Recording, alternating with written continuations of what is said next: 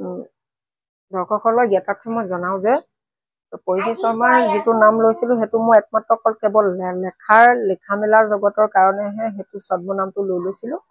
প্ৰকৃত নাম ধ্ৰুৱ শইকীয়াই মই, আৰু কোনো বেয়া ইণ্টিমিনেশ্যনত মই লোৱা নাছিলোঁ, অকল মাত্ৰ লেখাৰ কাৰণেহে সেই ছদ্মনামটো ব্যৱহাৰ কৰিছিলোঁ। আৰু তাৰ বাদে কোনো ধৰণৰ কোনো বেয়া অভিপ্ৰায় নাই, এইটো কোনেও ক'বও নোৱাৰে। মই 2000 প্ৰায় 18-19 পৰাই লিখিছোঁ আৰু কিন্তু ফেচবুকটো মই খুলিছিলোঁ। মই গণিত, পদাৰ্থবিদ্যা আৰু ৰাজনৈতিক সামাজিক সকলো বিষয়তে লিখোঁ মই।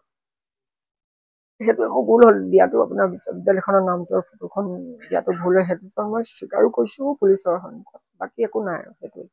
মই আকৌ কেৱল লেখা নাম যেতিয়া মোৰ নামত প্ৰথম লিখিছিলোঁ তেতিয়া মই বিভিন্ন ভাবুকি পাইছিলোঁ। মানে লেখাবিলাক অলপমান কাঢ়া হয়, কাঢ়া লিখা লিখিলে মোক ফোন কৰি কয় এইটো উঠাই মাৰি এনেকুৱা তেনেকুৱা। সেইকাৰণে মই ভাবিলোঁ কাল্পনিক নাম এটা লৈ লোৱা ভাল হ'ব।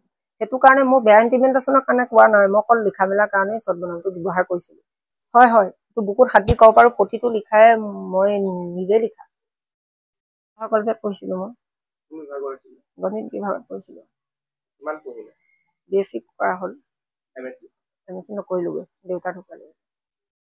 আৰু বাজেট অধিৱেশনততো একো গম নাপাওঁ, এই কথাটো মোৰ অজ্ঞাতে লৈছে। আৰু অসম চৰকাৰ ইমান ডাঙৰ বাজেট কমিটি এখনত মই যেতিয়া নাজানো, মোকো তেওঁ লগো পোৱা নাই, এইটো তেওঁ মোক নুসুধি তেওঁ নামটো ভৰাই দিছে তাতে।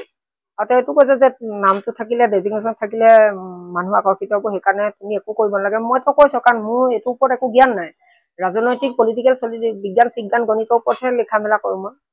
সেইটোৱে আৰু বাকী একো গণ্ডগোল নাই।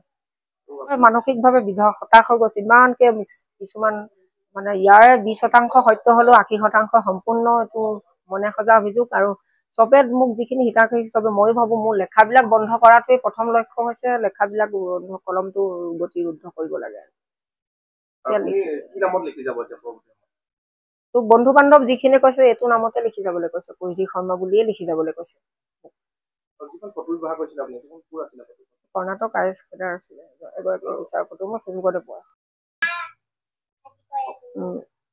দৰ্শকসকলৰ জ্ঞাতাৰ্থে মই জনাওঁ যে পৰিধি শৰ্মাৰ যিটো নাম লৈছিলোঁ সেইটো মই একমাত্ৰ অকল কেৱল লিখা মেলাৰ জগতৰ কাৰণেহে সেইটো ছদ্মনামটো লৈ লৈছিলোঁ। প্ৰকৃত নাম ধ্ৰুৱ শইকীয়াই মই, আৰু কোনো বেয়া ইণ্টিমিনেশ্যনত মই লোৱা নাছিলোঁ, অকল মাত্ৰ লেখাৰ কাৰণেহে সেই ছদ্মনামটো ব্যৱহাৰ কৰিছিলোঁ। আৰু তাৰ বাদে কোনো ধৰণৰ কোনো বেয়া অভিপ্ৰায় নাই, এইটো কোনেও ক'বও নোৱাৰে।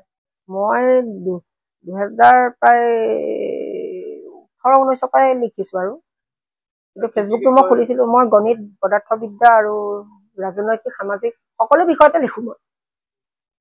সেইটোৱে মোৰ ভুল হ'ল দিয়াটো, আপোনাৰ বিশ্ববিদ্যালয়খনৰ নামটোৰ ফটোখন দিয়াটো ভুল হয়, সেইটো মই